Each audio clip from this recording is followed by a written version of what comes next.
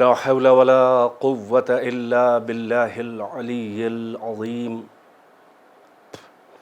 حسبنا الله ونعم الوكيل نعم المولى ونعم النصير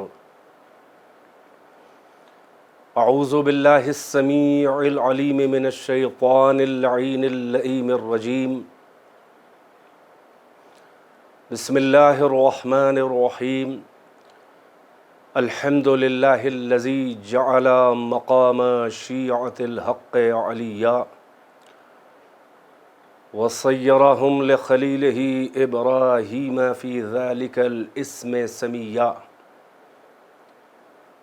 والصلاة والسلام والتحية والإكرام على المبعوث بالحق نبيا والمصطفى بالرسالة نجيا العبد المؤيد والرسول المسدد والنبي الممجد والمصطفى الأمجد والمحمود الأحمد سيدنا ومولانا وحبيب قلوبنا والطبيب نفوسنا وشفيع ذنوبنا بالقاسم محمد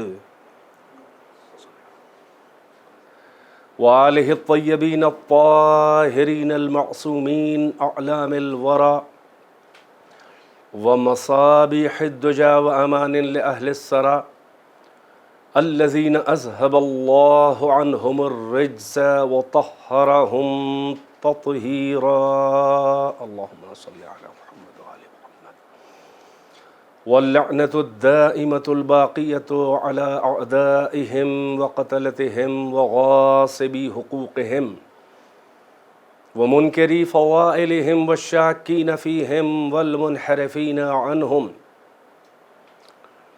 أما بعد فقد قال الله تبارك وتعالى في القرآن المجيد بسم الله الرحمن الرحيم إن الله اصطفى آدم ونوحا وآل إبراهيم وآل عمران على العالمين ذرية بعضها من بعض والله سميع عليم صلوات بر محمد و آل محمد۔ ناظرین و سامعین محترم، عزاداران سید الشہداء اور شہداء کربلا اور ماتم داران خاندان عصمت و طہارت علیہم السلام، صبا اسلامک سینٹر سین ہوزے کیلیفورنیا کے زیر انتظام منعقدہ عشرہ مجالس کی آج 7 محرم الحرام کو 7ویں مجلس میں اپنے معروضات لے کر حاضر ہوں۔ آیہ وافی ہدایہ جس کی تلاوت کا شرف مسلسل حاصل کر رہا ہوں اور جس کو عنوان بنا کر اس کے ذیل میں میرا جو ٹاپک ہے، جو میرا موضوع ہے، جس کا روز ذکر کر رہا ہوں، وہ ہے فلسفہ رسالت و امامت اور ان عہدوں کے لیے ضرورت و اہمیت عصمت و شہادت۔ آپ کے اذہان عالیہ مختلف پہلوؤں سے بحث کرتے ہوئے اور مختلف زاویوں سے گفتگو کرتے ہوئے اور مختلف پیرایوں میں اور موضوع پر روشنی ڈالتے ہوئے اس اہم منزل تک کل کی تقریر میں آپ کو لے آیا تھا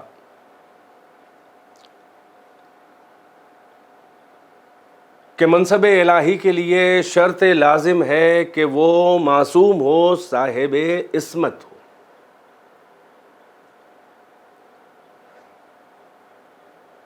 بغیر عصمت کے نہ اللہ کسی کو نبی بناتا ہے، نہ رسول بناتا ہے اور نہ امام،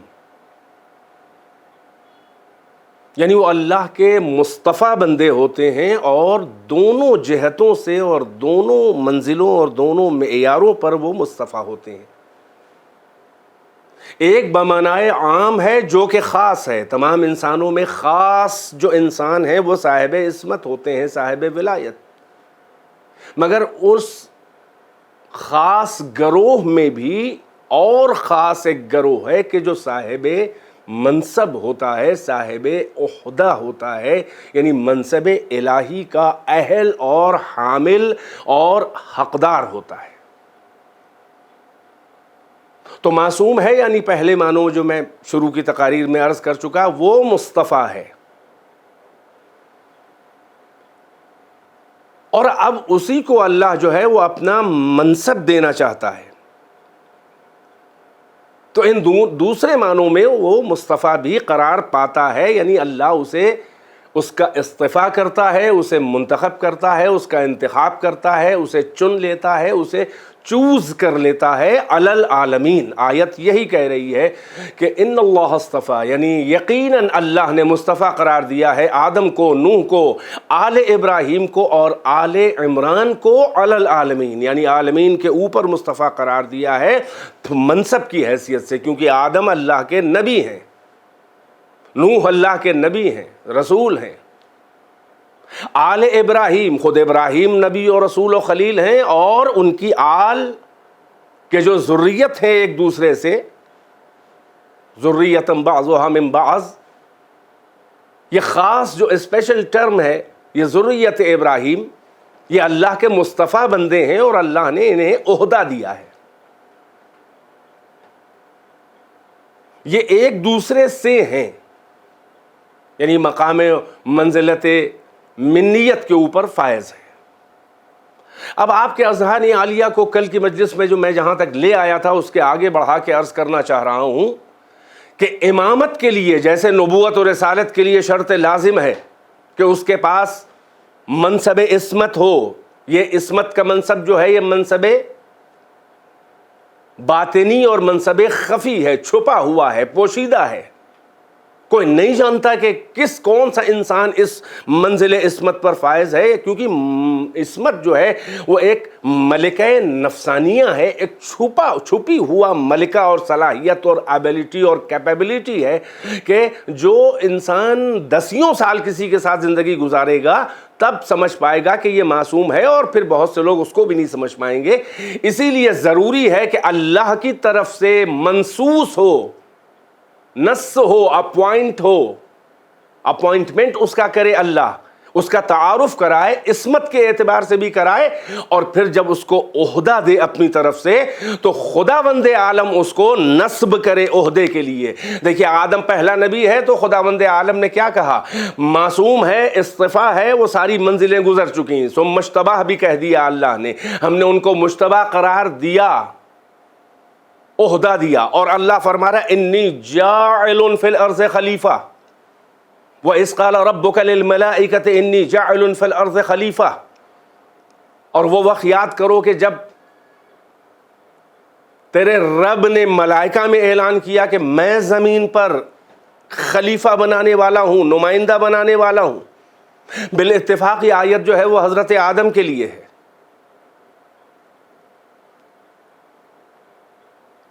اور اب جب یہ خلیفۃ اللہ فی الارض بنے حضرت آدم تو معصوم بھی ہے، نبی ہے، خلیفۃ اللہ ہے، اللہ نے خلیفہ بنا کے بھیجا ہے، اور اللہ نے بنایا ہے، کسی اور کو اختیار نہیں ہے، کیونکہ منصب الہی جو ہے وہ کسی کو حق نہیں ہے، کوئی جانتا بھی نہیں ہے کہ کون منزل عصمت کے اوپر ہے، اسی لیے اللہ کو اپوائنٹ کرنا ہوتا ہے، اللہ جانتا ہے، اللہ اپنے منصب کا اہل پہچانتا ہے۔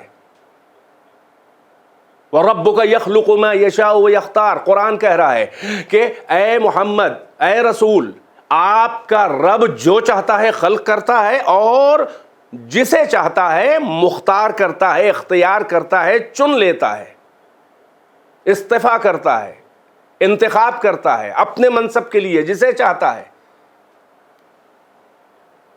اللہ یصطفی من الملائکۃ رسلا ومن الناس، پھر قرآن میں اللہ کہہ رہا ہے، یعنی اپنے منصب کی اہمیت بتا رہا ہے، اور منصب دینے کا حق کسے ہے صاف صاف قرآن کی مختلف آیتوں میں ہے۔ اس آیت میں بھی جس کی ابھی تلاوت کی کہ اللہ مصطفیٰ قرار دیتا ہے من الملائکۃ رسلا، فرشتوں میں کچھ اپنے رسل، رسول کی جمع، اپنے نمائندے جو اس کی طرف سے ترجمان ہو، اس کا کام کریں، عہدہ دیتا ہے۔ ملائکہ میں بھی رسول ہوتے ہیں اس کے نمائندے، پیغامبر۔ وَمِنَ النَّاسِ، اور لوگوں میں بھی اس کے رسول ہوتے ہیں۔ اللہ مصطفیٰ قرار دیتا ہے۔ یاد رہے جتنے بھی الہی منصب ہیں، وہ نبوت ہو کہ رسالت ہو کہ امامت ہو کہ خلافت ہو، ان سب کو خداوند عالم خود بناتا ہے، خود اپوائنٹ کرتا ہے۔ اسی لیے جب کبھی بھی خلیفہ بنانے کی بات آئی ہے، وہاں پر لفظ جعل استعمال ہوا ہے، یہ بتانے کے لیے کہ یہ جعل الہی ہے۔ جیم عین لام جعل، یعنی اللہ خلقی ہی کرتا ہے اس منصب کے لیے اس انسان کو کہ جو منصب اسے دینا ہے۔ چنانچہ جب آدم کے لیے آیا تو اللہ نے کہا انی جاعل فی الارض خلیفہ۔ جب حضرت داؤد کے لیے آیا تو کیا کہا؟ یا داؤد انا جعلناک خلیفۃ فی الارض فاحکم بین الناس بالعدل۔ اے داؤد، ہم نے تمہیں خلیفہ بنایا ہے زمین میں، تو لوگوں میں عدل کے ساتھ فیصلے کرو۔ جب حضرت موسیٰ نے اپنا وزیر مانگا ہے تو اللہ سے طلب کیا ہے اور یہ کہا ہے کہ وَاجْعَلْ لِي وَزِيرًا مِّنْ أَهْلِي هَارُونَ أَخِي، تو بنا دے اے میرے پالنے والے میرے لیے ایک وزیر میرے گھر سے، میرے بھائی ہارون کو۔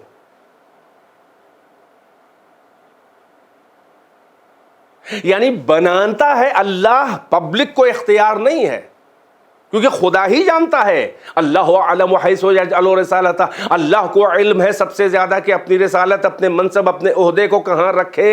اللہ ہی جانتا ہے کہ کون معصوم ہے، لہٰذا عصمت کی بھی سند دیتا ہے اور عہدے کا بھی اعلان کرتا ہے۔ اپوائنٹ اللہ کرتا ہے، کسی کو اختیار نہیں ہے کہ الہی امور میں دخل دے، اور یہ افعال پروردگار ہیں، اور اللہ کی نہ ذات میں کوئی شریک ہو سکتا ہے، نہ اس کے صفات میں کوئی شریک ہے مخلوق، نہ اس کے افعال میں کوئی شریک ہے۔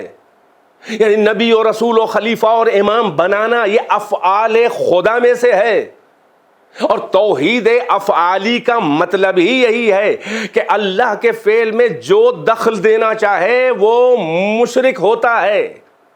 یہ شرک فی الافعال کہلاتا ہے۔ پڑھ کے دیکھیے کلامی کتابیں، بالاتفاق کسی مسلک کا، کسی فرقے کا اس میں اختلاف نہیں ہے کہ فعل پروردگار جو ہے، جو افعال پروردگار ہیں، اس میں کوئی مخلوق شریک نہیں ہے، نہ امر میں شریک ہے، نہ خلق میں شریک ہے، نہ رزق میں شریک ہے، نہ اس کی صفات میں شریک ہے، نہ اس کے صفات ثبوتیہ میں کوئی شریک ہے، نہ اس کے صفات ذات میں کوئی شریک ہے، نہ صفات افعال میں اس کے کوئی شریک ہے۔ اور یہ امام و نبی و خلیفہ بنانا، یہ رسول بنانا، یہ اللہ کے افعال میں سے ہے۔ ہمیں پورے قرآن میں کہیں آپ دکھا دیں، ہو سکتا ہے نبوت اور رسالت کے منصب کو الگ کر کے کچھ لوگ کہیں کہ مگر خلیفہ رسول اور امام بنانا یعنی اپنا رہبر، اپنا ہادی، اپنا رہنما، اپنا ہیرو، اپنا لیڈر، یہ امت کے حوالے ہے۔ ہمیں ایک کوئی مثال پچھلے انبیاء کی تاریخ میں دکھا دی جائے، آدم سے لے کر عیسیٰ تک، کہ کسی بھی نبی کے وزیر و خلیفہ حتیٰ کہ وصی کو کسی نبی کی امت نے منتخب کیا ہو، الیکشن کیا ہو، سلیکشن کیا ہو، شورا نے کیا ہو، اجماع نے کیا ہو، تو پھر یہ خاتم الانبیاء کے بعد ان کی خلافت اور ہدایت امت اور رہبری امت، جسے امامت کہا جاتا ہے، یہ امت کو اختیار کہاں سے ہو جائے گا؟ یہی سبب ہے اللہ نے الہی منصب داروں کا تعارف کرایا، عصمت کے طور پر بھی تعارف کرایا، منصب کے طور پہ بھی تعارف کرایا۔ اور جب خاتم الانبیاء کے بعد سلسلہ امامت شروع ہونا ہوا تو قرآن صاف صاف کہہ رہا ہے، میں نے کل کی آیت پڑھی، دوہرا کے آگے بڑھ جاؤں، حضرت ابراہیم والی اللہ کہہ رہا انی جاعلک للناس اماما قال ومن ذریتی قال لا ینال عہد الظالمین، یعنی ذریت ابراہیم میں امامت اللہ دے گا، اللہ دے گا، کوئی اور نہیں دے گا۔ ابراہیم نے مانگا، وہاں پہ پھر جعل آیا، انی جاعلک، میں بنانے والا ہوں، کوئی اور نہیں، ذریت میں بنائے گا۔ اللہ نے کہا ہاں بناؤں گا، مگر ظالمین تک یہ عہد نہیں پہنچے گا۔ اب اس سے زیادہ صریحی کون سی آیت ہوگی کہ جو امام ہوتا ہے، ہمیں تو پہلے ذریت ابراہیم میں بتایا جائے کہ کون کون امام ہے، کہ جو ظلم سے بالکل الگ ہو۔ دیکھیں میں جو کرائیٹیرین بتانا چاہ رہا ہوں، ایسے آپ ذریت میں بمانۂ عام اولاد ابراہیم میں تو بہت سے لوگ ہیں، یہودی بھی ہیں اسحاق کی نسل سے، جن کا ڈی این اے بالکل اپنا الگ کیے ہوئے ہیں، وہ ریس اور بلڈ، وہ کسی دین کا نام ہی نہیں ہے، وہ تو ریس اور بلڈ ہے، وہ تو نسل ہے، وہ تو نسل پرستی ہے۔ اسرائیل و بنی اسرائیل، حضرت یعقوب کا نام اسرائیل ہے ہبرو میں، جس کے معنی عبداللہ کے ہوتے ہیں۔ اسرا ہبرو میں، عبرانی میں کہتے ہیں عبد کو، ایل کہتے ہیں اللہ کو، عبداللہ، اسرائیل، یعقوب، جو بیٹے ہیں اسحاق کے، یعقوب، اور جن کے بیٹے ہیں حضرت یوسف اور ان کے بھائی، اور پھر یہ نبوت چلی ہے حضرت یوسف کے بڑے بھائی یہودا کی نسل سے۔ بہرحال وہ ایک سلسلہ ہے، یہ بھی ہیں، لیکن ان میں جو انبیاء ہیں ہر ایک امام نہیں ہے۔ اب قرآن کی کچھ دو آیتوں کا سہارا لے کے آگے بڑھنا چاہ رہا ہوں کہ یہ اللہ نے ائمہ بنائے ہیں، آل ابراہیم میں ائمہ اللہ نے بنائے ہیں، ذریت ابراہیم میں اللہ نے ائمہ بنائے ہیں۔ دو آیتیں ہیں موٹی موٹی۔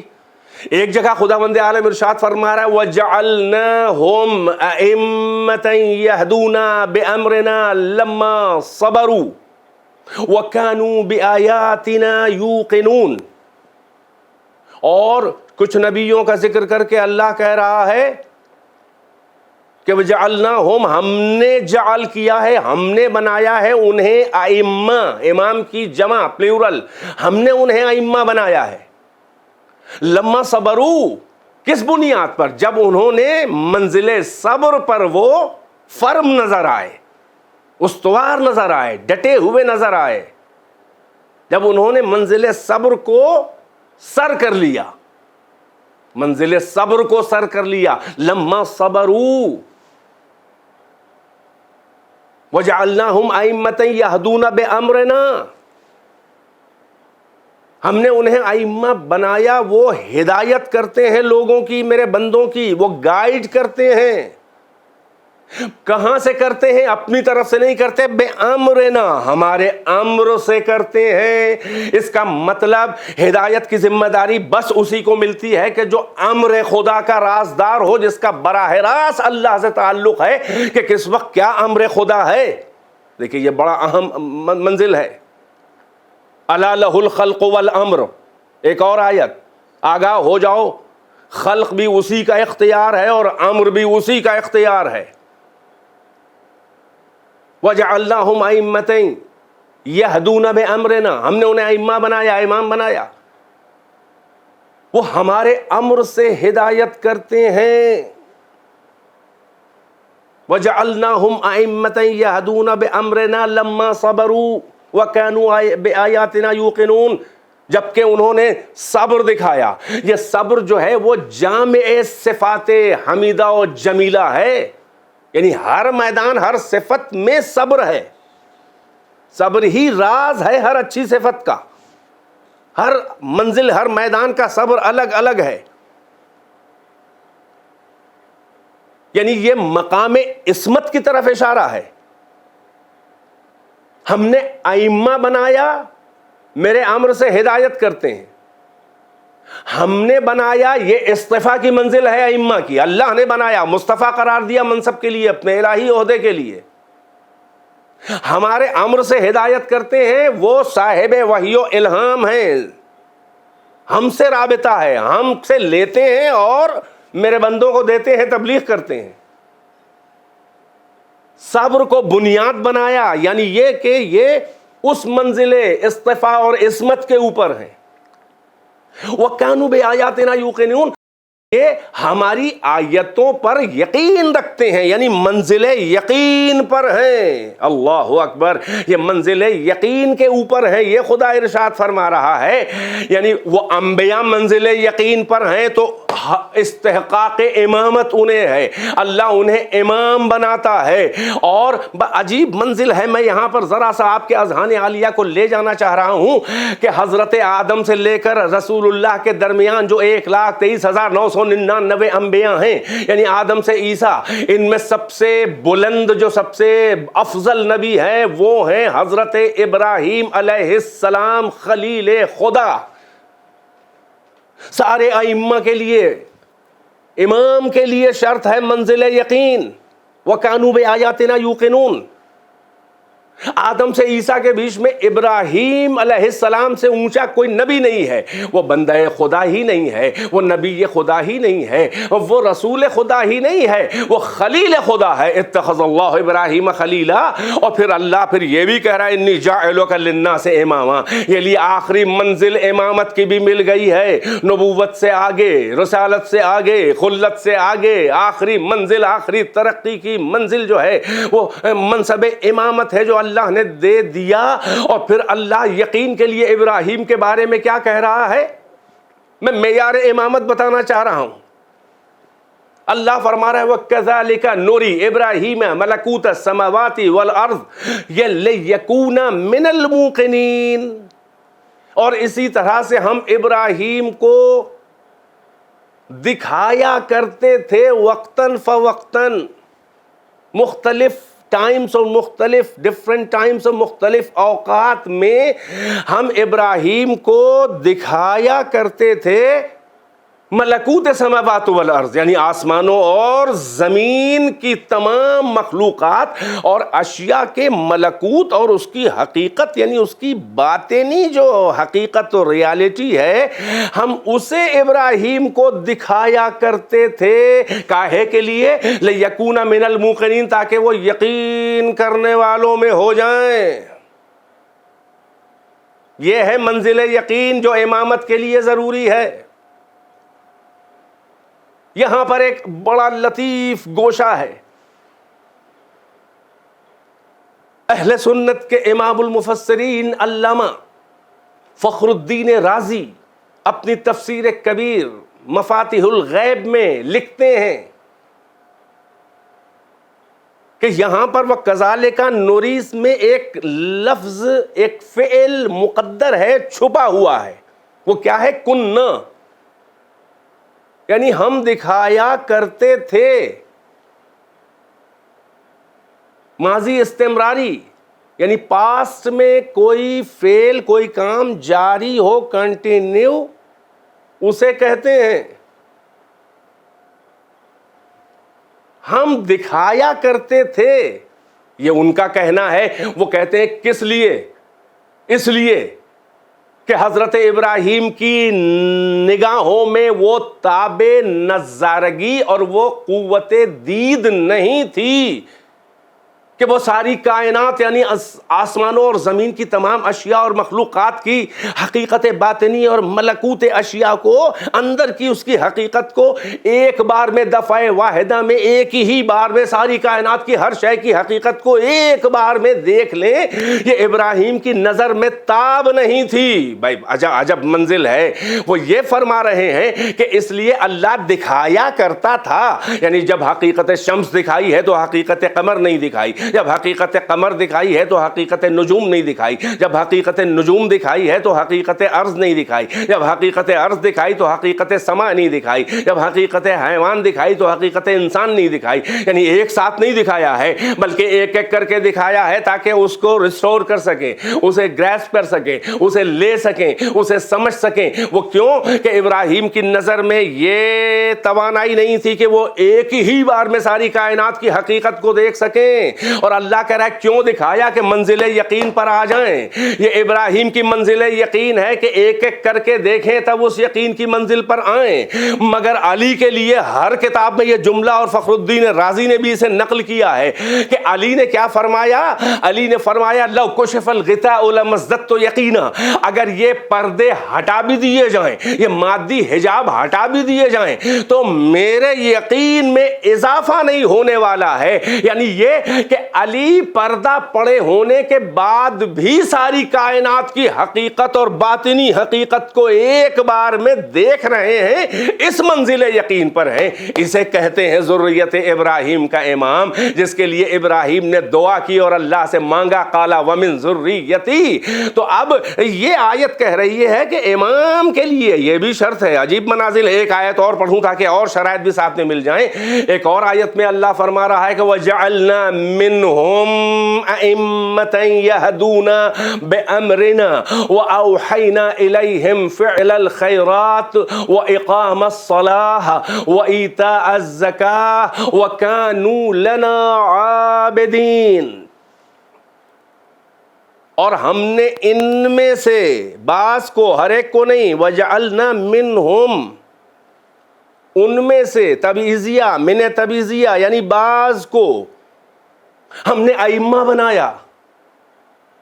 یہدون بامرنا، پھر وہی بات اس پہلی آیت والی کہ وہ ہمارے امر سے ہدایت کرتے ہیں، ہمارے امر سے ہدایت کرتے ہیں. یعنی ہم ان کے ذریعے ہدایت کرتے ہیں. وہ ہماری زبان ہے، ہمارا ہاتھ ہے، وہ ہمارا وسیلہ ہے، ہمارے پیغمبر ہیں، ہمارے پروفٹ ہیں، ہمارے اپوسٹل ہیں. ہم ان کے ذریعے ہدایت کرتے ہیں، وہ ہمارے امر سے ہدایت کرتے ہیں. پھر ذرا سا ڈیفرنٹ ہو گئی آیت، وَأَوْحَيْنَا إِلَيْهِمْ فِعْلَ الْخَيْرَاتِ، اور ہم نے ان کی طرف وحی کی ہے، ائمہ کی طرف وحی کی ہے، اچھائیوں کے فعل کی، فعل الخیرات، وحی کی ہے اچھائیوں کی.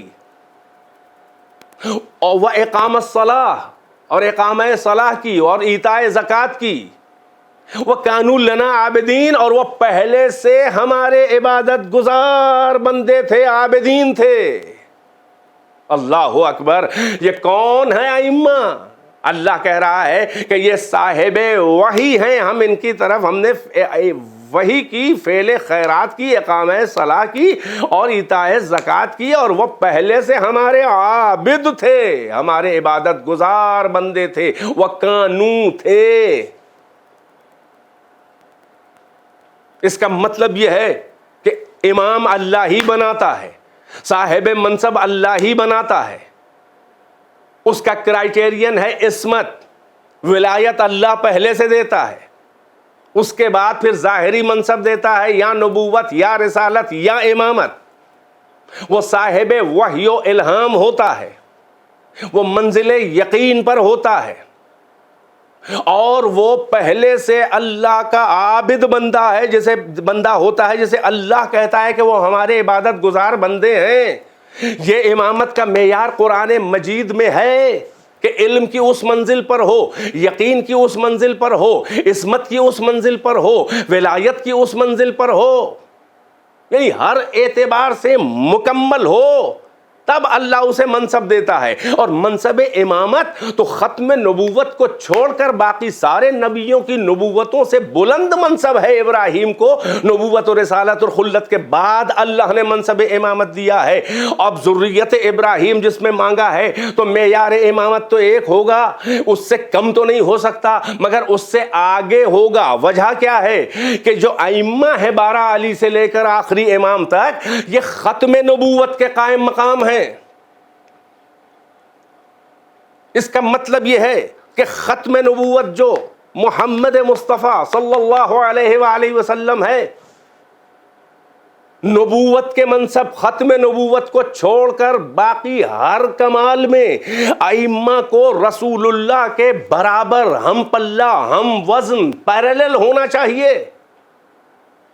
حتیٰ کہ منصب نبی ہے نہیں ہے جس بی بی کے پاس، وہ بھی کسی کمال میں اپنے بابا رسول اللہ سے کم نہیں ہے، کیونکہ صاحب ولایت کبریٰ ہے، صاحب عصمت کبریٰ ہے۔ اللہ اکبر۔ تو یہ وہ ائمہ ہیں کہ جن سے خطا کا امکان نہیں ہے، جو امر خدا سے اللہ کے اشاروں سے، اللہ کی دیے ہوئے امر اور اس کے حکم اور اس کے علم کے ذریعے جو ہیں وہ ہدایت کرتے ہیں۔ بھائی یہی سبب ہے کہ امت اور اطرت میں یہ فرق ہے۔ اطرت جو ہے رسول اللہ کی، یہ اہل بیت، یہ ائمہ، کوئی امتی کتنا بھی بڑا ہو جائے وہ اطرت کا مقابلہ نہیں کر سکتا۔ اسی لیے پیغمبر نے بھی کہہ دیا انی تارک فیکم الثقلین کتاب اللہ و عطرتی اہل بیتی، مشہور حدیث میں بھی پڑھ چکا، آپ کو معلوم ہے۔ یہ اپوائنٹمنٹ اللہ کی طرف سے ہے، پیغمبر جو ہے اللہ کی طرف سے دوبارہ اعلان کر رہے ہیں، یہ من کنت مولا ہو فہذا علی مولا، یہ سب اپوائنٹمنٹ ہیں، یہ سب منصب داروں کا تعارف ہے۔ تو دونوں طرح تعارف اللہ نے کرایا ہے۔ عصمت کا تعارف کرایا ہے آیہ تطہیر میں، انما یرید اللہ لیذھب عنکم الرجس اہل البیت ویطہرکم تطہیرا۔ بس اللہ کا ارادہ یہ ہے اہل بیت آپ سے رزق کو دور رکھے اور آپ کو ایسا پاک رکھے کہ جو پاک رکھنے کا حق ہے۔ یہ منصب کا بنیادی معیار ہے صاحب عصمت، اور امامت اللہ دے رہا ہے۔ غدیر میں بھی اعلان ہے، حدیث ثقلین میں بھی اعلان ہے، حدیث منزلت میں بھی اعلان ہے، اور یہ ائمہ شامل آیہ تطہیر ہیں۔ اس کے مطلب اس میں کوئی بھی ایسا نہیں ہے کہ جس کی رائے ایک دوسرے سے الگ ہو۔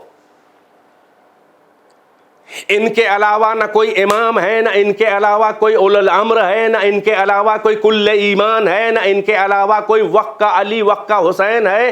بس یہی آپس میں ہے ذریتم بعضھا من بعض، یہی ایک دوسرے سے منیت کا رشتہ رکھتے ہیں۔ علی منی وانا منہ، فاطمۃ بضعۃ منی، فاطمۃ ام ابیہا، الحسن منی وانا منہ، حسین منی وانا من الحسین، یہاں تک کہ آخری امام تک بس یہی اس منزل کے اوپر ہیں۔ انہی کی اطاعت واجب ہے، مطلق، ایبسولوٹ۔ یوں تو والدین کی بھی اطاعت واجب ہے لیکن اس کے حدود ہیں، یوں تو فقہا کی بھی اطاعت واجب ہے، ان کے حدود ہیں۔ مطلق اطاعت جن کی واجب ہے، جو اولو الامر ہیں، جو امام ہیں، یہ اطرت کے ائمہ ہیں جن کو اللہ نے بنایا ہے، پبلک نے نہیں۔ وہ دوسری منزل ہے، وہ انڈیپینڈنٹ نہیں ہے اپنے اعتبار میں، بلکہ جب تک راہ پہ رہیں علم و فقاہت اور عدالت کے ساتھ، تقوی کے ساتھ، اس شرط کے ساتھ اطاعت ہے احکام شرعیہ اور فتویٰ، مگر جو مطلق اطاعت ہے وہ معصوم کے علاوہ کسی کی نہیں ہو سکتی۔ معصوم کے علاوہ کوئی اولو الامر نہیں، معصوم کے علاوہ کوئی کل ایمان نہیں، معصوم کے علاوہ کوئی وقت کا علی اور وقت کا حسین نہیں، ورنہ پھر وہ مقام عصمت کہاں جائے گا، پھر وہ اپوائنٹمنٹ کہاں جائے گا۔ فقط انہی کی اطاعت ہے مطلق۔ اور اب ظاہر ہے کہ جب یہ منزل امامت ہے، یعنی اتنا بلند معیار ہے، تو پھر اب کوئی بڑے سے بڑا صحابی بھی ہو، اس پر واجب ہے کہ وہ علی کی اطاعت کرے، زہرا کی اطاعت کرے، حسن کی اطاعت کرے، حسین کی اطاعت کرے، اور دیگر ائمہ کی اطاعت کرے۔ اور اگر اطاعت نہ کرے تو وہ ولایت اللہ سے خارج ہے، وہ چاہے کتنی بھی تاریخ کی بلند شخصیت ہو۔ لوگ کہتے ہیں کہ شیعوں نے صحابہ کا حق نہیں ادا کیا ہے۔ ارے صحابہ نے اہل بیت کا حق نہیں ادا کیا ہے، پہلے اس پر تو بحث کیجئے۔ غاصبین منصب خلافت نے کیا حق ادا کیا ہے علی کا؟ کیا زہرا کا حق ادا کیا؟ یہ فدق اور میراث رسول، پہلے وہ تو حق ادا کر، اس کا تو اعتراف کیجئے، تب ہم بتائیں کہ کس نے کس کا حق ادا کیا اور کس نے نہیں کیا۔ حقیقت تو یہ ہے کہ اہل بیت کی مخالفت کرنے والے، حسبنا کتاب اللہ کہنے والے، خلافت میں علی سے ڈسپیوٹ کرنے والے، اہل بیت اور ائمہ کی زندگیوں کو تلخ کرنے والے، جو طاغوت ہیں، جن کے لیے خدا صاف صاف کتنی آیتوں میں کہہ رہا ہے، ملعون کہہ رہا ہے کتنی آیتوں میں، حق نہیں ادا کیا۔ جو ہیں میں انہی کو کہہ رہا ہوں، یا تو آپ ڈیفائن کیجئے کہ صحابہ سے مراد کیا ہے آپ کی. اور اگر آپ یوں ہی کہہ کے دھوکے میں ڈالیں گے جوانوں کو, نئی نسل کو, تو ہم کو بتانا پڑے گا کہ آپ فرق کیجئے, الگ کیجئے ان کو. اگر کوئی شیعہ اور علماء ہمارے جو 1000 سال سے پہلے سے کتابیں اور حدیثیں, ائمہ کی حدیثیں موجود ہیں, اسے آپ کہاں لے جائیں گے؟ حقیقت میں ان کی مذمت کا جو مستحق تھے وہ اس کا حق نہیں ادا کیا ہے ہم نے. کبھی تقیوں میں, کبھی رعایتوں میں, کبھی اتحاد امت کی وجہ سے, کبھی تقیہ خوف, کبھی تقیہ مدارات. آل محمد کو کیا یہ 25 سال کی علی کی خاموشی, یہ بعد رسول اللہ, یا یہ در کے اوپر سیدہ کے کیا ہوا؟ کس طرح سے ائمہ کو پریشان کیا گیا, جبکہ رسول اللہ بتا چکے ہیں, علی کی منزل بھی بتا چکے ہیں, حسن حسین کی منزل بھی بتا چکے ہیں. کیا یہ بھول جائے گی تاریخ؟ کون سی ایسی کتاب ہے عالم اسلام کی جس میں یہ حدیث نہیں لکھی ہے کہ الحسن والحسین سیدہ شباب اہل الجنہ, حسن اور حسین جنت کے جوانوں کے سردار ہیں دونوں. اور بعض روایات میں یہ بھی ہے, ہمارے یہاں ہے, ثابت ہے کہ وہ ابوہما خیر منہما, اور ان دونوں کے جو باپ ہیں علی, وہ ان سے بھی خیر ہیں, ان سے بھی بہتر ہیں. اللہ اکبر, ان دونوں کے بھی تو امام ہیں, باپ ہیں, نفس اللہ ہیں, نفس رسول ہیں. پیغمبر ہی نے فرمایا ہے ان دونوں بھائیوں کے لیے, دونوں نواسوں کے لیے, کہ یہ دونوں ابنا یا حازان ابنا یا امامان قاما او قعدا, یہ دونوں میرے بیٹے ہر حال میں امام ہیں, چاہے کھڑے ہو جائیں اور چاہے بیٹھ جائیں. تو یہ کھڑے ہو بیٹھنے والا یہ عام روزمرہ والا کھڑا ہو بیٹھنا نہیں ہے, بلکہ چاہے کوئی قیام کرے, شمشیر لے کے کھڑا ہو جائے, تب بھی حق کے اوپر ہے اور امام ہے, قابل پیروی ہے, واجب الاطاعت ہے. اور چاہے بیٹھ جائے, یعنی صلح کر لے, جنگ کرے یا صلح کرے, ایک حسن ہے ایک حسین ہے.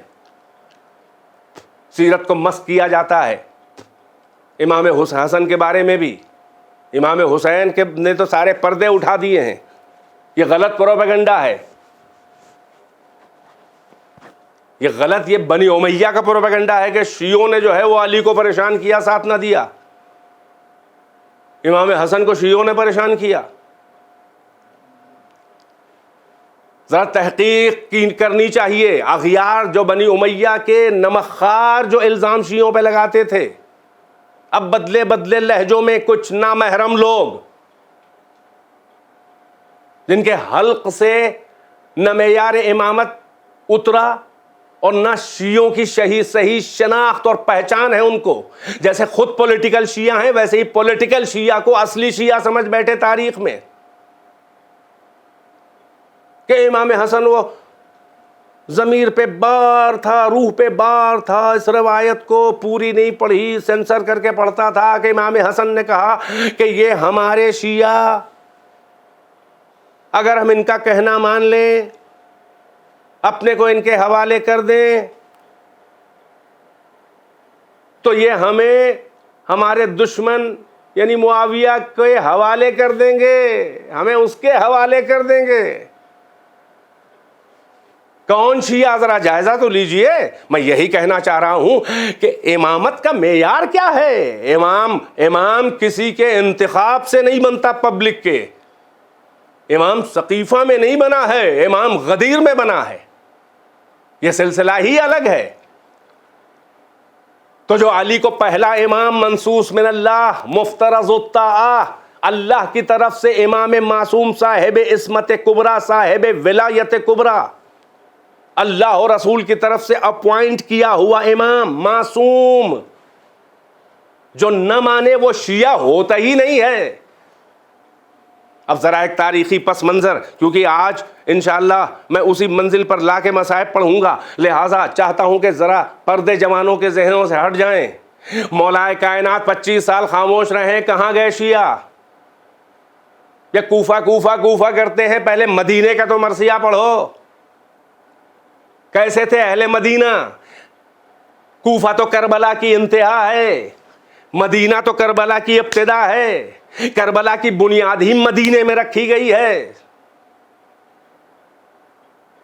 کس نے منصب علی کو غصب کیا؟ کس نے حکومت و خلافت کو غصب کیا؟ کس نے علی کے گلے میں رسی ڈالی؟ کس نے علی سے بالجبر بیعت مانگی؟ کس نے سیدہ کے در کے اوپر جسارتیں کی؟ کون لوگ تھے؟ کہاں سے آئے تھے؟ کوفے سے آئے تھے، نئے مسلمان تھے ابھی کل کے۔ کس نے در سیدہ پہ آگ لگانے کی دھمکی دی، بلکہ لگا بھی دی؟ کون سبب بنا سیدہ کے مصائب کا؟ کس نے سیدہ کی کون سبب بنا شہادت سیدہ کا؟ کس کی وجہ سے بی بی نے کہا صبت علیہ مصائب لو انہا صبت علی الایام سرنا لیالیا؟ کس نے میراث زہرا کی ضبط کر لی، غصب کر لی؟ کس نے فدق غصب کر لیا؟ کس کے خلاف کھڑے ہو کے کہاں خطبہ بی بی نے فدق والا کہا پڑھا؟ ذرا اس پر مدینے پر بھی تو نظر ہو، کتنے باوفا تھے، کتنے علی و زہرا کا ساتھ دیا کہ راتوں کو بی بی علی کو لے کے اور حسنین کو لے کے جاتی تھیں، اور انصار و مہاجرین میں کتنے لوگ وعدہ کرتے تھے نصرت کا، اور صبح کوئی نہیں آتا تھا۔ روایات میں ہے 40 رات یہی ہوتا رہا۔ تو سب سے بڑے بے وفا تو مدینے والے ہیں، کوفے تو بعد والے ہیں، اور ابھی بتاؤں گا کوفے والے کون ہیں بے وفا۔ میں نے اسی لیے کبھی ایک شعر کہا تھا اسی کے ری ایکشن میں کہ گھر میں حسین رہ نہیں سکتے سکون سے جب تک ہیں اس جہاں میں مدینہ مزاج لوگ۔ سب سے بڑے بے وفا مدینے والے ہیں۔ مکے والے بے وفا تو رسول کو ہجرت کرنی پڑی، وہ تو ابو طالب و خدیجہ سنبھالے تھے، اور مدینے میں آنے کے بعد بھی جو آل محمد کے وفادار نہ ہوں، جن سے عطرت و اہل بیت رسول، جن سے علی و زہرا حسن حسین جنت کے سردار محفوظ نہ ہوں، وہ کہاں کے امت مسلمہ کے بہت بڑے مقدس اور مقدس تقدس مآب ہو جائیں گے، بڑے محترم ہو جائیں گے؟ وہ کہاں کے بے وفا ہیں بھائی؟ مدینہ اگر کوفہ تو بعد میں آئے گا، اگر مدینے کے لوگ وفادار ہوتے تو حسین کیوں نکلتے مدینے سے؟ اور یہ کوفے میں جو آپ کہہ رہے ہیں مولا کائنات کے ساتھ کون ہے؟ وہی سب تو امام حسن کے ساتھ آئے ہیں۔ مولا کائنات نے مدینے کو دارالخلافت نہیں بنایا، بلکہ وہاں سے منتقل کر کے کوفے کو بنایا۔ اس میں بھی ایک راز ہے، مدینہ اس لائق نہیں تھا علی کے لیے، جو بھی پرسنٹیج ہو، جو بھی ریشیو ہو وفاداروں کا، کوفے کا بہتر تھا، تبھی تو کوفے کو بنایا دارالحکومت۔ اور یہ 10,000 کا لشکر جو علی کے ساتھ ہے، وہ جس بنیاد پر بھی ہو، کوفے ہی کی تو اکثریت ہے، لیکن اس اکثریت میں ہیں کون لوگ؟ ذرا اس کا بھی تو اندازہ لگائیے۔ یہ کون سے شیعہ ہیں جن کے لیے تاریخ میں تانا دیا گیا ہے، اور آج کے کچھ لوگ جو ہیں وہ حماقت معابی فرما رہے ہیں، ان کے سمجھ میں نہیں آ رہا ہے کون سے شیعہ ہیں۔ یاد رہے جمل میں جتنے بھی لوگ ہیں علی میں، ادھر طلحہ زبیر اور ام المومنین عائشہ ہیں، ان کے ساتھ بھی 10,000 لوگ ہیں۔ ان کا دین و مذہب تو وہ جانے۔ علی کے ساتھ جو لوگ ہیں یہ 2 طرح کے لوگ ہیں۔ اس میں اکثریت وہ ہے جو علی کو چوتھا خلیفہ مان رہی ہے، 1 2 3 تینوں خلافتوں کے بعد اب چوتھا خلیفہ بیعت کی ہے، چوتھا خلیفہ مان رہی ہے۔ اب چوتھا خلیفہ جو مانتے ہیں وہ کون کہلاتے ہیں مسلمانوں میں؟ اور اس میں اقلیت جو ہے، اس میں جو مائنورٹی ہے، وہ پہلا امام مانتی چلی آ رہی۔ کتنے لوگ ہیں 25 سال میں؟ ذرا جائزہ تو لیجئے، یہ سب کہاں تھے رسول اللہ کے بعد؟ یہ 25 سال میں یہ کہاں تھے؟ اگر یہ اکثریت پہلا امام ماننے والی تھی تو کسی کی مجال تھی کہ علی کی جگہ کوئی اور حکومت پہ اور خلافت پہ قبضہ کر لے؟ اس کا مطلب جمل میں اکثریت جو علی کے ساتھ ہے وہ چوتھا خلیفہ مان کے ہے، اور اقلیت تھوڑے سے لوگ جو ہیں وہ علی کو پہلا امام مان کے ہیں۔ اسی طرح صفین میں علی کے ساتھ جو لشکر میں اکثریت ہے وہ کون ہے؟ وہ اکثریت علی کو چوتھا خلیفہ سقیفائی طرز پہ ماننے والی ہے، اور اقلیت جو ہے وہ علی کو پہلا امام منصوص من اللہ معصوم، ہر حال میں سرنڈر، کہیں حملہ کرو حملہ کریں گے، کہیں روک لو رک جاؤ، جیسے مالک اشتر۔ جیسے میثم تمار، جیسے عمار یاسر وغیرہ وغیرہ. ایک دو نہیں ہیں سینکڑوں ہیں، مگر کہاں دسیوں ہزار اور کہاں سینکڑوں. تو معلوم ہو گیا کہ اکثریت علی کے ساتھ جو ہے وہ عقیدے والی شیعہ نہیں ہے. اور یہ نعرہ جو لکھا ہے شیعہ علی کا، یہ جمل میں حضرت زہیر ابن قین جو جمل میں ادھر تھے ام المومنین کے ساتھ، وہی قصاص حضرت عثمان لینے کے لیے جو نعرہ لگایا گیا تھا، وہ پیراہن یوسف جو خون میں تر کر کے دکھایا گیا تھا جناب یعقوب کو ان کے بیٹوں نے کہ بھیڑیا کھا گیا، یہ وہی پیراہن یوسف ٹائپ کا دکھا دکھا کے جمع کیا گیا لشکر. اور زہیر ابن قین نے جمل میں لشکر علی پہ حملہ کرتے ہوئے یہ کہا کہ نحن شیعۃ عثمان. دیکھیں میں کوئی اختلافی باتیں نہیں بلکہ تاریخی حقائق، کیونکہ اب جب لوگوں جوانوں کو اغوا کیا جا رہا ہے اور فالوئنگ بڑھتی جا رہی ہے، تو جوانوں کو یہ باتیں بھی سن لینا چاہیے کہ غلط فہمی پھیلا کے شیعوں کو ذلیل کرنے والے حقیقت میں بنی امیہ کے منصوبوں کو شرمندہ تعبیر کر رہے ہیں. وہ جان کے کر رہے ہوں یا نادانی میں کر رہے ہیں، نادانی میں کر رہے ہیں اپنی اصلاح کر رہے ہیں، جان کے کر رہے ہیں اللہ ان سے سمجھے اور امام ان سے سمجھے اور اہل بیت ان سے سمجھے. یہ بھی ایک مظلومیت اہل بیت ہے. انہوں نے کہا کہ نحن شیعۃ عثمان، تب لشکر علی سے آواز آئی کہ نحن شیعۃ علی، ہم علی کے شیعہ ہیں. یہ جو نعرہ لگا رہے ہیں ہم علی کے شیعہ ہیں، میں نے عرض کر دیا کہ اس میں اکثریت کون ہے، اقلیت کون ہے.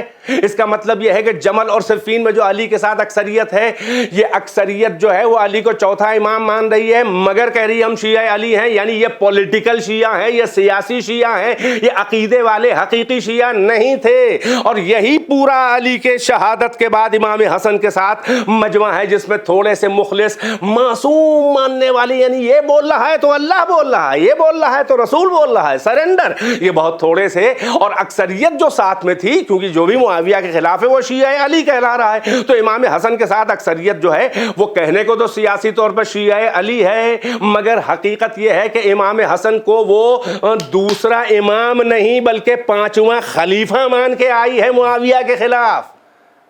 یہ حب علی میں کم ہیں، یہ بغض معاویہ میں زیادہ ہیں لوگ جو علی اور حسن کے ساتھ نظر آ رہے ہیں. بس عزیزو بات کو سمیٹ رہا ہوں. اور یہی جو ہیں ان کے لیے امام حسن نے کہا یہ ہمارے شیعہ، یعنی جو کہتے ہیں ہم شیعۃ علی، ہم علی کے شیعہ ہیں، یہ ہمارے شیعہ.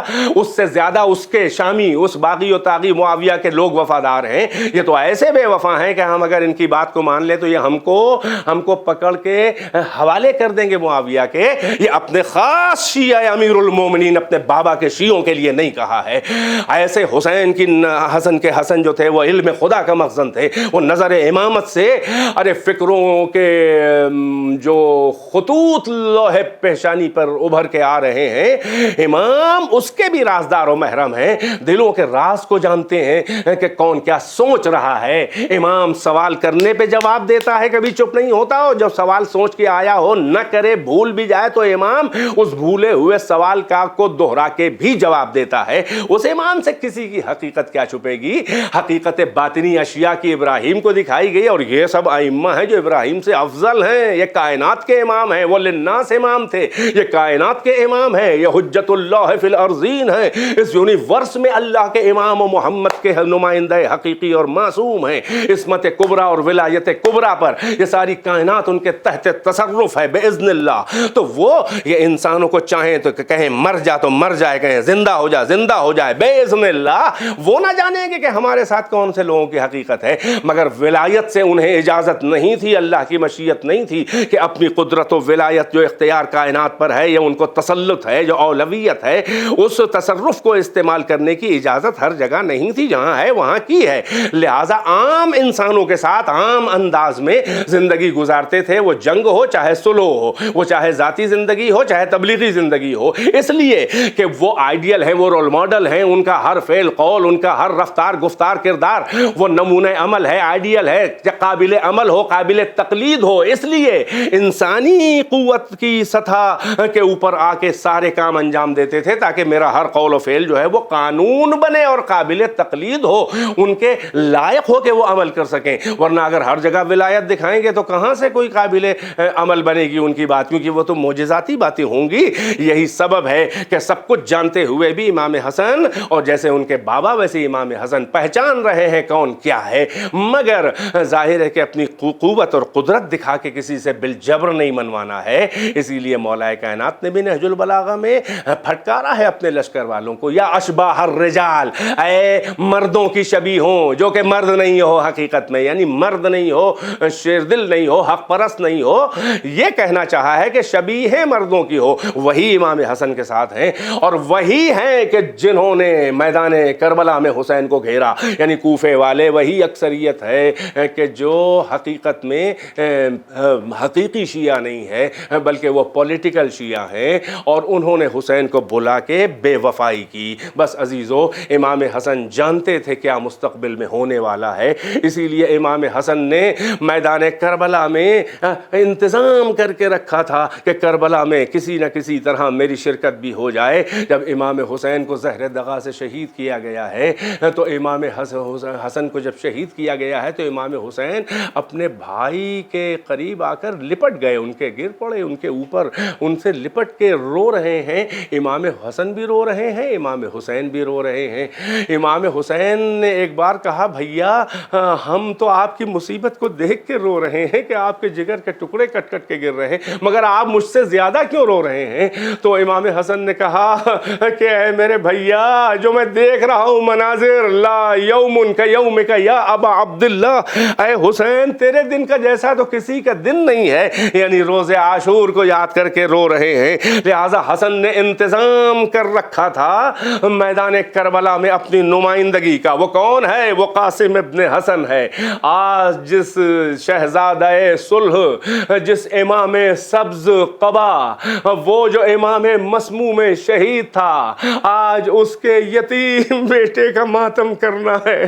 یہ کون قاسم ابن حسن ہے کہ تاریخ کہہ رہی ہے عمر کیا ہے؟ ظاہر سن 50 ہجری میں امام حسن کی شہادت ہو چکی ہے، 28 صفر سن 50 ہجری، اور اب یہ 10 سال ہو چکے ماہ سفر. اب یہ 11واں سال سفر میں پورا ہوگا شہادت کو امام حسین کی، اور اب یہ کربلا میں 10 محرم ہے. لہٰذا امام حسن کے اس یتیم کی عمر جو ہے وہ ظاہر ہے کہ 12-13 سال ہے، اور آپ سے بھی چھوٹے ہیں. تو وہ امام حسن کی شہادت کے بعد سے جوڑا جائے تو 11-12 سال سے کم کسی کی عمر نہیں ہو سکتی کسی بچے کی. جناب قاسم کی عمر جو ہے وہ ابھی جوان نہیں ہوئے تھے. یہ روایات میں فقرہ لکھا ہے کہ لم یبلغ الحلم. حلم کہتے ہیں شباب، جوانی، یعنی یہ بچہ جسمانی طور پر بالغ ہو جائے، جوان ہو جائے. لم یبلغ الحلم، ابھی قاسم بالغ نہیں ہوئے تھے، سن بلوغ کو نہیں پہنچے تھے. روایات کہتی ہیں کتنا ولولہ تھا قاسم کو اپنے چچا کی نصرت اور ان پہ فدا ہو جانے کا. ام فروا کے بیٹے ہیں. شب عاشور کا منظر ہے کہ امام حسین خیمہ اصحاب میں جب جمع ہوئے تو خطبہ بلیغ ارشاد فرمانے کے بعد جب حسین نے کہا تھا کہ میرا ساتھ چھوڑ کے چلے جاؤ، میں بیعت واپس لیتا ہوں، چراغ بھی بجھا دیا تھا. کہا تھا اچھا شرم آ رہی ہے کہ گھر والے تمہارے خاندان والے اہل وطن تانا دیں گے کہ حسین نے کہا تھا چلے جاؤ، تم مگر کس دل سے آ گئے؟ تو لو میرے گھر والوں میں ایک ایک کو لے لو، ان کو، یہ میرے دشمن ہیں. یہ سب ہو چکا، چراغ جلائے پھر سے جلا تو سب اپنی جگہ بیٹھے تھے، اور حبیب ابن مظاہر، زہیر ابن قین، حضرت عباس، اولاد مسلم و اولاد عقیل، اولاد جعفر، سب نے عجب عجب ولولے میں، عجب عجب جوش میں امام کو نصرت کا یقین دلایا. مجھے وہ بیان نہیں کرنا ہے، وہ شب عاشور بیان کروں گا. مگر تاریخ کہتی ہے کہ جب یہ ہو چکا تو امام نے بڑے ناز سے کہا انی لا اعلم اصحابا اوفا من اصحابی ولا اہل بیت ابر من اہل بیتی. مجھے نہیں معلوم کہ مجھ سے زیادہ باوفا کسی کو صحابی ملے ہوں مددگار، ناصر، اصحاب. اور مجھے نہیں معلوم کہ میرے گھر والوں سے اس وقت جو میرے گھر والے ہیں ان سے زیادہ نیکوکار کسی کو بھی گھر والے ملے ہوں. یہ سب ہونے کے بعد حسین نے کہا تم لوگ کیسے جا سکتے تھے بھلا؟ سب کا تو محضر شہادت میں نام ہے. لہذا حسین نے کل شہید ہونے والے شہداء کا نام گنانا شروع کیا. اصحاب کا نام گنا رہے ہیں، انصار کا نام گنا رہے ہیں، اپنے صحابیوں کا نام، نانا کے بوڑھے صحابیوں کا نام گنا رہے ہیں. کبھی زہیر، کبھی حبیب، کبھی مسلم ابن اوسجا، ان سب کے نام گنا رہے ہیں. تاریخ کہہ رہی ہے کہ ایک بچہ یہی قاسم ابن حسن یہ بار بار کھڑے ہو کے کہتے ہیں کہ یا اماں، اے میرے چچا، کیا شہداء کی فہرست میں میرا نام بھی ہے؟ امام حسین ایک بار دیکھ کے اور پھر انسنی کر دیتے ہیں، ٹال جاتے ہیں. اور پھر شہداء کے نام جب کئی بار ایسا ہو گیا کہ قاسم بار بار کھڑے ہو کے کہتے ہیں اے چچا کیا میرا نام بھی محضر شہادت میں ہے؟ اب حسین کیا کرتے؟ ظاہر ہے نام تو تھا، مگر حسین نے ذرا سا لہجہ بدل کے جواب دیا. کہا یا بنیا کیف الموت عندک، اے میرے لال تیرے نزدیک موت کیسی ہے؟ جیسے ہی سنا قاسم نے کہا یا اماں، اے میرے چچا، الموت عندی احلی من العسل، موت تو میرے نزدیک جو ہے وہ شہد سے زیادہ بھی شیرین ہے. بس جیسے ہی یہ حسین نے سنا، تاریخ کہتی ہے حسین نے کہا کہ اے میرے بچے، اے میرے بچے، ارے محضر شہادت میں تیرا نام، ارے تیرا کیا، تیرے ننھے سے بھائی علی اصغر کا بھی نام محضر شہادت میں ہے، وہ بھی شہید ہوگا. جیسے ہی یہ سنا، یعنی ابھی خوش بھی نہ ہونے پائے تھے جو فکر مند تھے کہ میرا نام ہے کہ نہیں ہے، مگر جیسے ہی اصغر کا نام سنا، ارے ذہن سارا ادھر چلا گیا اور فکر مندی کے لہجے میں کہا اے میرے چچا کیا یہ ظالم، یہ اشقیاء خیموں میں گھس آئیں گے؟ حسین نے کہا نہیں میرے لال، ایسا نہ ہوگا، بلکہ میں میدان میں لے جاؤں گا اور وہ تیر شعبہ سے شہید ہوگا. لو یہ شب عاشور گزر گئی، نہیں معلوم کس اضطراب اور بے چینی اور حسرت اور ولولے اور جوش کے اندر یہ راتیں تمام شہداء کے ساتھ قاسم کی گزری. یقیناً ام فرما نے کہا ہوگا کہ اے میرے لال تیرا بابا کربلا میں نہیں ہے، اس کا بھائی گرفتار رنجو میں ہے. میرے لال اپنے بابا کی نمائندگی میں کوئی کوتاہی نہ رکھنا، میری عزت بھی محفوظ کر لینا. لو صبح عاشور نمودار ہوئی. یہ بالاتفاق ابو الفرج اصفہانی بھی لکھتا ہے مقادۃ الطالبین میں، شیخ مفید بھی ارشاد میں لکھتے ہیں، مختلف سب نے لکھا ہے، جہاں جہاں بھی تفصیل سے مقاتل بیان ہوئے ہیں وہاں لکھا ہے کہ قاسم بار بار اجازت لینا چاہتے ہیں، مگر اجازت قاسم کو حسین نہیں دیتے ہیں. ارے کبھی اماں سے جا کے کہتے ہیں، کہتی ہیں آقا کی مرضی کے خلاف ایک لفظ بھی نہ کہنا. کبھی اپنے چھوٹے ماموں حضرت عباس، کیونکہ فنون حرب و ضرب میں ہر جوان بنی ہاشم کے استاد حضرت عباس تھے، چھوٹے ماموں تھے، عمر کا فرق ہر ایک سے بہت زیادہ نہیں، لہٰذا ان سے زیادہ بے تکلف تھے. امام حسین سے تکلف، وہ عظمت، وہ بزرگی، لہٰذا عباس سے بھی سفارش چاہ رہے ہیں. مگر حسین جیسے ہی قاسم آتے ہیں حسرت سے دیکھ کے خاموش ہو جاتے ہیں، آنسو بہانے لگتے ہیں. تاریخ کہتی ہے کہ اسی اثنا میں قاسم جو ہے وہ روتے روتے بالکل مایوس ہو کر، نا امید ہو کر ایک خیمے کی چوب سے ٹیک لگا کے زانوؤں میں سر نوڑا کے رونے لگے اور یہ تصور کر کے رو رہے تھے کہ اے کاش کہ میرا بابا ہوتا تو مجھے اجازت دلوا دیتا. یہ مجھے اجازت اس لیے نہیں مل رہی ہے کہ میرا کوئی سفارش کرنے والا نہیں ہے، میرا بابا نہیں ہے. ایک دم سے خیال آیا کہ ماں نے بتایا کہ اے میرے بیٹا، تیرے بازو میں جو تعویذ بندھا ہے اس میں تیرے بابا کی وصیت ہے.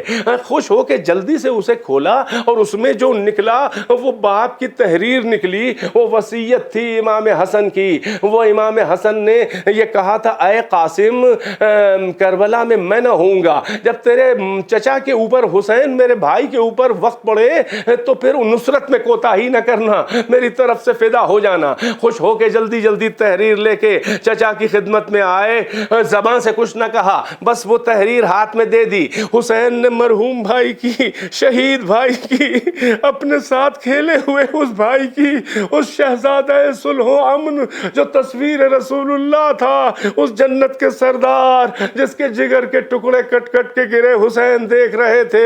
نظر پڑی، سارے مناظر یاد آ گئے، رونے لگے، لاچار ہو گئے. اجازت دے دی. لو ایک گھوڑا آیا. تاریخ کہتی ہے کہ بچہ اتنا چھوٹا تھا، میں نے عرض کیا کہ لم यबलुग الحلم, कभी बालिग नहीं हुए थे. एक जो ज़रा जब पहनाई जाती थी तो वो बड़ी होती थी. जनाब कासिम का अभी कद उतना बड़ा नहीं था, ज़रा ना पहनाई जा सकी. मगर हुसैन ने क्या किया कि पैराहन का गरीबान चाक कर दिया, आस्तीनें उलट दी कासिम की, ताकि देखने वाले समझ जाएं कि यतीम आ रहा है. हाँ ज़रारो, अरे तलवार दे के घोड़े पे सवार करने चले, अकेले सवार ना हो पाए जनाब कासिम. अरे अब्बास और हुसैन ने सवार किया. हमीद इब्न मुस्लिम कहता है कि जब ये जवान, ये हसीन, ये खूबरू, ये यतीम हसन अरे सिपाही शाम के बादलों की तरफ जाने लगा तो वो कहता है कि मैंने देखा कि कअन्नहु फिल्क़तुम मिनल क़मर, जैसे कोई चांद का टुकड़ा जा रहा हो. यानी जो दुश्मन के नामा निगार, ये हमीद इब्न मुस्लिम ने कहा है, तबरी में भी है, इरशाद में भी है, मकातिलुत तालिबीन में भी ये जुमले हैं कि जैसे चांद का टुकड़ा जो दुश्मन की नज़र में, जो मुखालिफ की नज़र में चांद हो, वो माँ की नज़र में कितना हसीन होगा. हाँ आज़ादारो, अरे हुसैन इजाज़त दे नहीं रहे थे, मगर तहरीर देख के जब मजबूर हुए थे. ये ख़ास देखें रिश्ता, एक तो भतीजा है, फिर यतीम है भाई का.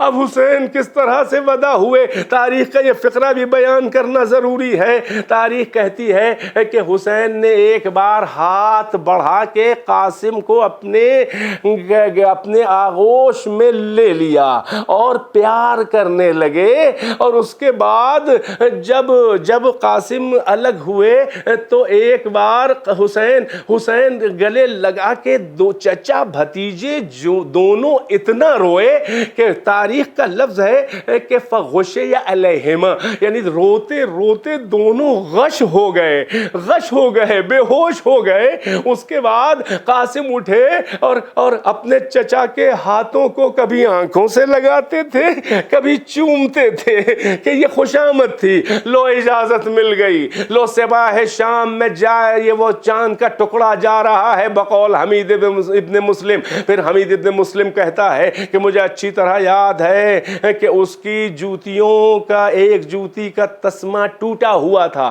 फिर कहता है मुझे ये भी याद है कि वो बाएं पांव की जूती का तस्मा टूटा हुआ था. ये कम उम्री की सारी अलामतें हैं कि जो घोड़े पे खुद से ना सवार हो पाए. फिर वो ये भी कहता है कि बच्चा इतना छोटा था कि रकाबों में उसके पांव पहुंच नहीं रहे थे. बस अज़ादारों मजलिस तमाम है. कासिम मैदान जंग में आए और रजस पढ़ा, इन तुनकिरूनी फ़अन इब्नुल हसन सिबतुन नबील मुस्तफ़ल मुअतमन. अगर तुम इनकार करते हो, नहीं पहचान रहे हो, तो पहचान लो कि मैं हसन का बेटा हूँ. मैं नबी मुस्तफ़ा, नबी अमीन व मुअतमन के नवासे सिबत का बेटा हूँ जो हसन थे. और फिर कहते हैं कि हाज़ा हुसैनुन कल असीरिल मुर्तहन, ये हुसैन जो एक कैदी की तरह से तुम्हारे दरमियान है, तुमने उन्हें घेर लिया है. तुम इनको कत्ल करना चाहते हो, अल्लाह तुमको अब्र रहमत से सैराब न करे. फिर कहते हैं कि हम तुम पे हमला करेंगे और हम नहीं झुक सकते, हम बैअत नहीं कर सकते. न शिमर की बैअत कर सकते हैं, न इब्नुद्दाई यानी वो नाजायज जो औलाद है इब्न ज़ियाद, हम उसकी बैअत नहीं कर सकते. ये कह के जनाब कासिम ने हमला कर दिया. उधर हमीद इब्न मुस्लिम कहते हैं मैं लश्कर के बीच में खड़ा था, मैंने देखा कि अम्र इब्न सईद अज़दी ने ये जैसे ही देखा उस चांद से जवान को कहा कि मैं जा रहा हूं, इस पे हमला करूंगा और मैं इसे जरूर कत्ल करूंगा. तो कहता है हमीद इब्न मुस्लिम, मैंने कहा कि ये क्या कर रहा है, इतने लोग घेरे हैं, यही बहुत काफी है इस जवान के लिए, इस प्यासे के लिए, इस हसीन के लिए. तू क्यों कह रहा है? नहीं वल्लाह मैं उसे कत्ल करके रहूंगा. अज़ादारों सुनोगे, हर तरफ से हमले हो रहे हैं और कासिम जंग कर रहे हैं. यहां तक कि अम्र इब्न सईद अज़दी आया और इसने एक तलवार जनाब कासिम के सर पे मारी. अरे ارے تیورا کے قاسم ارے گھوڑے سے گرنے لگے کہ امام نے جیسے ہی، کیونکہ بالکل تیار تھے، ہر منزل پہ دیکھ رہے تھے، ارے حسین جلدی سے دوڑے۔ حسین کیسا دوڑے؟ روایات میں یہ ہے کہ جیسے عقاب، کوئی باز اپنے شکار پر دوڑتا ہے، اور جب قریب آئے تو ایسا حملہ کیا جیسے شیر غضبناک جو ہے وہ اپنے شکار کے اوپر ٹوٹ پڑتا ہے۔ حسین نے تلوار جلدی سے بڑھ کے عمرو بن سعید کے اوپر ماری، اس نے اپنے ہاتھ پہ روکی تو اس کا کوہنیوں سے ہاتھ لٹکنے لگا۔ اب حسین چاہتے تھے کہ اسے اس کے سر پہ تلوار ماریں، اس نے اپنے فوجیوں سے فریاد کی، وہ پکڑ کے اندر لے گئے۔ حسین سے جنگ ہونے لگی، بڑی زبردست وہاں پہ حسین سے جنگ ہوئی۔ حسین چاہتے تھے کسی طرح قاسم مجھے مل جائے، مگر عزادارو ارے ادھر کے گھوڑے ادھر، آواز درمیان سے آتی تھی، یا اماں ہوا ادرکنی، اے چچا مدد کیجئے، اے چچا، ہائے چچا، ہائے چچا۔ ارے جب لشکر کے گھوڑے ادھر ادھر ہوئے تو عجب منظر حسین نے دیکھا کہ زندگی میں بھتیجا یتیم پامال ہو چکا۔ ہائے قاسم کا جنازہ ٹکڑے ٹکڑے بیٹھ گئے، کہنے لگے یا بنیا عزیز علی امک، اے میرے بچے، ارے تیرے چچا پہ شاق ہے کہ تو اسے مدد کے لیے پکارے اور وہ تیری مدد کو نہ پہنچ سکے، یا تیری مدد کے لیے آ بھی جائے تو تیری مدد نہ کر سکے، تیرے کام نہ آ سکے۔ حسین نے جنازہ اٹھایا۔ حمید ابن مسلم کہتا ہے کہ سینے پہ سینہ لگا کر حسین گھوڑے پہ ایک ہاتھ سے سوار ہوئے اور منہ سے منہ اور سینے سے سینہ لگا ہے، مگر قاسم کے پاؤں زمین پہ خط دیتے ہوئے جا رہے تھے۔ وہ بچہ جو ابھی گھوڑے پہ خود سے سوار نہیں ہو پا رہا تھا، جس کا قد اتنا چھوٹا کہ رکابوں میں پیر نہیں جا رہے تھے، اب یہ پاؤں زمین پہ خط دے رہے ہیں جبکہ سینہ سینے سے لگا ہے۔ ارے جنازہ گھوڑوں کی ٹاپوں سے پامال ہو کے یہ حال ہو گیا تھا۔ لو حسین قتل گاہ سے خیمے میں لا کے ارے قاسم کے جنازے کو رکھا، کہا اے ام فروا، لے تجھے بڑی تمنا تھی قاسم کی شادی کی، تیرا دولہا ارے یہ زخموں کے پھول سجا کے دولہا بن کے آ گیا، آؤ میرے یتیم بھتیجے کا مجھے پرسا دو، وا قاسمہ وا حسنہ فسیعلم الذین ظلموا أي منقلب ينقلبون اللهم العن قتلة الحسين وأصحابه أجمعين ربنا تقبل منا إنك أنت السميع العليم بنبيه وآله الأطهار اللهم عجل في فرج مولانا صاحب الزمان يا حسين يا حسين